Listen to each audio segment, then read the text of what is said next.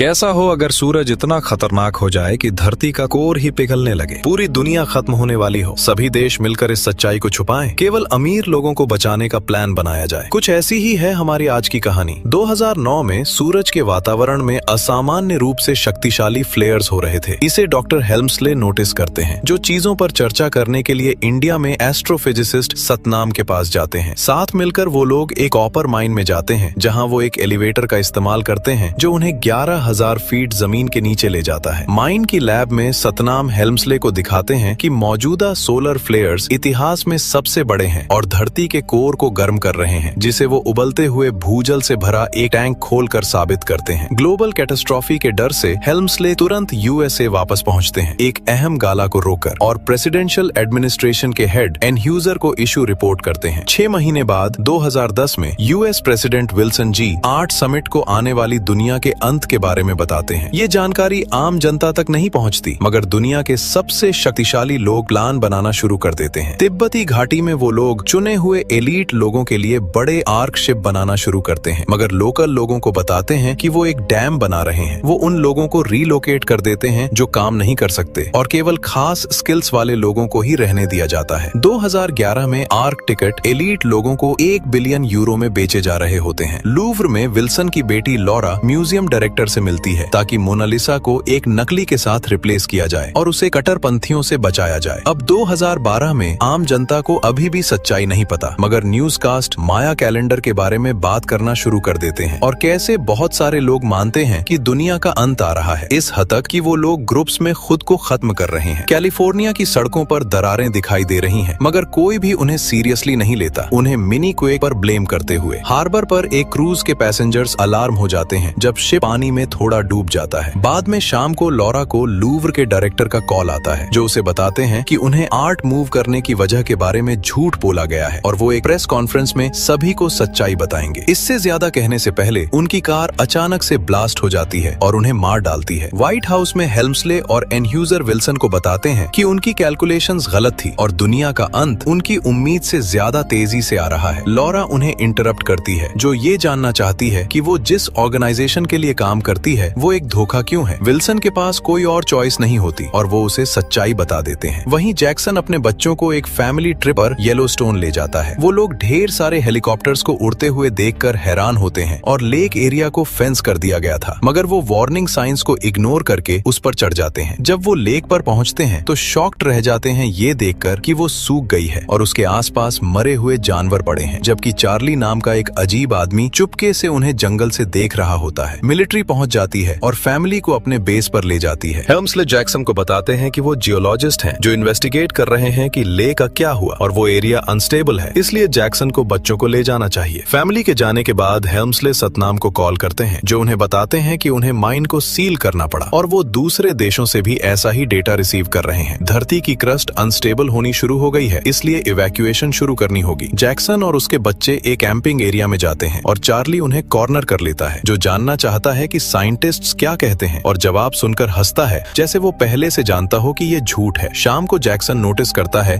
कि चार्ली अपनी वैन से ब्रॉडकास्ट कर रहा है और उसका रेडियो शो सुनता है जिसमें वो आने वाले एपोकैलिप्स के बारे में बात करता है। जैक्सन ज्यादा डिटेल्स के लिए चार्ली के पास जाने का फैसला करता है और चार्ली उसे माया प्रोफेसी के बारे में एक सिली एनिमेशन दिखाता है। जब जैक्सन स्केप्टिकल रहता है कि इतना बड़ा सीक्रेट कैसे रखा जा सकता है, तो चार्ली समझाता है कि जिसने भी पब्लिक को सच्चाई बताने की कोशिश की वो मर गया, जिसे वो ढेर सारे न्यूज़पेपर आर्टिकल से साबित करता है। जैक्सन नोटिस करता है कि एक प्रोफेसर जिसके साथ वो काम करता था 2 महीने पहले मर गया, और चार्ली कहता है कि इस प्रोफेसर ने उसे गवर्नमेंट स्पेस शिप्स की लोकेशन के साथ एक मैप भेजा था। इस आइडिया को रिडिक्यूलस पाकर जैक्सन अपने टेंट में वापस आ जाता है। अगली सुबह कैलिफोर्निया में अर्थक्वेक्स और भी बदतर हो जाते हैं और जमीन पर एक बड़ी दरार की वजह से एक सुपरमार्केट 2 हिस्सों में बंट जाता है। थैंकफुली किसी को चोट नहीं लगती, मगर जैक्सन की एक्स वाइफ केट उसे कॉल करती है और बच्चों को तुरंत घर लाने को कहती है। वहीं एनह्यूजर विल्सन को बताते हैं कि केवल 4 आर्क्स फिनिश हुए हैं, मतलब काफी लोगों को बचाना पॉसिबल नहीं होगा। सभी स्टेट्स के हेड्स के साथ एक मीटिंग में हेल्मस्ले एक रिपोर्ट शेयर करते हैं और समझाते हैं कि उनके पास केवल 2 या 3 दिन बचे हैं, इसलिए विल्सन अनाउंस करते हैं कि वो एक इवैक्यूएशन प्लान शुरू कर रहे हैं। केट के घर पर बच्चों को ड्रॉप करने के बाद जैक्सन को अपने बॉस से कॉल आता है, जो कार्पोव नाम का एक रशियन ओलिगार्क है। वो चुके से इवैक्यूएशन की तैयारी कर रहा है, इसलिए वो जैक्सन को अपने ट्विन बेटों को एयरपोर्ट लाने का ऑर्डर देता है। लड़कों में से एक जैक्सन को बताता है कि वो जल्द ही मरने वाला है, जबकि उसे एक बड़े शिप पर भागने का मौका मिलेगा। ये कहने के तुरंत बाद एक और मिनी क्वेक एरिया को हिट करता है। सोचते हुए कि शायद चार्ली सही था, जैक्सन एक प्लेन रेंट करता है और अपनी फैमिली को पिक करने के लिए रश करता है। उसी वक्त एक और पावरफुल अर्थक्वेक कैलिफोर्निया को हिट करता है और इस बार घर गिरने शुरू हो जाते हैं। जैक्सन बिल्कुल सही वक्त पर पहुंचता है अपने बच्चों केट और उसके नए बॉयफ्रेंड गॉर्डन को पिक करने। जैसे ही घर उनके चारों तरफ गिरते हैं, सड़कें भी टूटनी शुरू हो जाती हैं। इसलिए जैक्सन को पागलों की तरह ड्राइव करनी पड़ती है ताकि गड्ढे में गिरने से बचा जा सके। जल्द ही दूसरे लोग भी भागने की कोशिश करते हैं और सड़कें भीड़ से भर जाती हैं, जिससे जैक्सन को फ्रंट यार्ड्स और पेड़ों से होकर ड्राइव करना पड़ता है, जब तक कि कार ग्राउंड प्लेटफॉर्म से कूद नहीं जाती। डाउनटाउन में ब्रिजेस और स्काई स्क्रेपर्स भी टूट रहे होते हैं, जिससे हजारों लोगों की मौत हो रही होती है। बहुत सारी ड्राइविंग के बाद ग्रुप आखिरकार एयरपोर्ट पहुंचता है, मगर पता चलता है कि पायलट मर चुका है। गॉर्डन ने कुछ फ्लाइंग लेसन्स लिए हैं, मगर उसे कोई एक्सपीरियंस नहीं है, इसलिए वो नर्वसली अपनी बेस्ट कोशिश करता है और फैमिली को उड़ाने में कामयाब हो जाता है, ठीक एयरपोर्ट के भी डिस्ट्रॉय होने से पहले। जल्द ही लॉस एंजलिस का ज्यादातर हिस्सा नीचे चला गया होता है और समुद्र कोस्ट के सभी शहरों को कवर करना शुरू कर रहा होता है। कुछ ही पलों बाद फैमिली येलोस्टोन पर रुकती है चार्ली और उसका मैप ढूंढने के लिए, मगर चार्ली वैन में नहीं है क्योंकि वो एक पहाड़ की चोटी पर अंत का इंतजार कर रहा है। जैक्सन वैन को पूरे पहाड़ तक ड्राइव करता है चार्ली को ढूंढने के लिए, मगर केवल ढेर सारे पंछियों को उड़ते हुए और पहाड़ियों को नीचे धंसते हुए देखता है। जबकि जैक्सन वैन में वहां से जाता है, चार्ली ब्रॉडकास्ट करते रहने के लिए रुकता है। जैसे ही एक ज्वालामुखी फटता है और एरिया को उड़ा देता है। ज्वालामुखी की चट्टानें बारिश की तरह गिरनी शुरू हो जाती हैं, चार्ली को मार देती हैं और वैन के पीछे हिट करती हैं। थैंकफुली जैक्सन इतनी तेजी से ड्राइव करता है कि जमीन पर दरार के ऊपर से कूद जाता है और बिल्कुल सही वक्त पर एयरपोर्ट पहुंच जाता है। उसे अभी भी वैन में मैप ढूंढना है, जिसमें इतना वक्त लगता है कि जमीन टूटती रहती है और वैन गिर जाती है। सोचते हुए कि जैक्सन मर गया है, गॉर्डन प्लेन को टेक ऑफ के लिए तैयार करता है, मगर अचानक से जैक्सन आखिरी सेकंड में वैन से बाहर निकलता है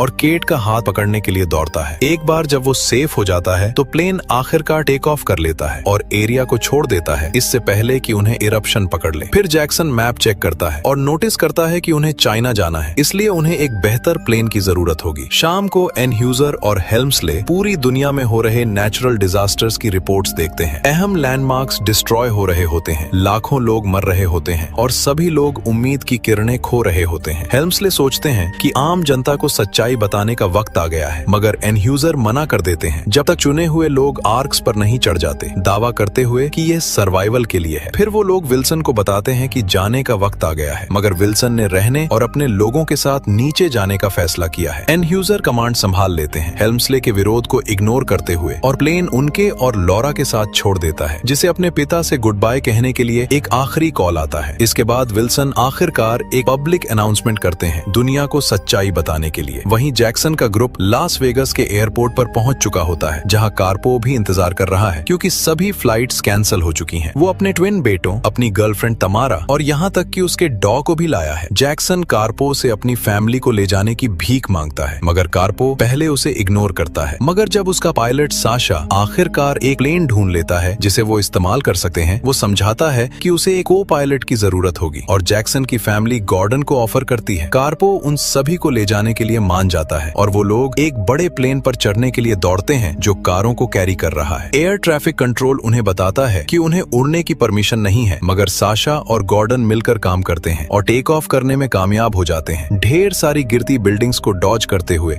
और केवल एक टावर की चोटी को हिट करते हुए, इससे पहले कि वो चाइना की तरफ बढ़े। कुछ ही पलों बाद जब वो हवाई के ऊपर से उड़ते हैं तो वो ये देखकर डिस्टर्ब हो जाते हैं कि वो पूरी तरह लावा से कवर है और वहाँ लगभग कोई बिल्डिंग खड़ी नहीं बची है। तिब्बत में एक बुद्धिस्ट मॉन्क नीमा को अपने भाई से एक लेटर मिलता है जो आर्क्स के साथ काम करता है और उसने सच्चाई शेयर की है। अपने मास्टर से परमिशन लेने के बाद नीमा पहाड़ छोड़ देता है और अपने दादा दादी को पिक करने जाता है। वॉशिंगटन डीसी में ज्वालामुखी की राख गिरना बंद नहीं होती, इसलिए विल्सन व्हाइट हाउस को शेल्टर ढूंढ रहे लोगों के लिए खोल देते हैं। जब एक छोटी लड़की अपने डैड को ढूंढ रही होती है तो विल्सन उसकी मदद करने का फैसला करते हैं और बाहर पैरामेडिक से पूछते हैं, मगर अचानक से एक अर्थक्वेक एरिया को हिट करता है और वॉशिंगटन मॉन्यूमेंट को गिरा देता है। वेटिकन में लोग एक स्पेशल मास के लिए प्रार्थना के लिए इकट्ठे होते हैं, मगर एक अर्थक्वेक से इंटरप्ट हो जाते हैं, बिल्डिंग गिर जाती है और लाखों लोग मार दिए जाते हैं। उसी वक्त एक रिपोर्ट आती है कि पूरी दुनिया में सुनामी बन रही है। समुद्र के बीच बीच में एक क्रूज शिप तेज लहरों से पलट जाता है और वर्कर्स कुछ नहीं कर सकते, बस अपनी किस्मत को एक्सेप्ट कर लेते हैं। वॉशिंगटन डीसी में विल्सन सैकड़ों लाशों के बीच राख में कवर होकर उठते हैं, मगर केवल एक सुनामी को एरिया को कवर करते हुए और अर्थक्वेक से बचे किसी भी सर्वाइवर को मारते हुए देखते हैं, खुद विल्सन को भी। वहीं हेल्मस्ले को पता चलता है कि आर्क्स वाला बेस भी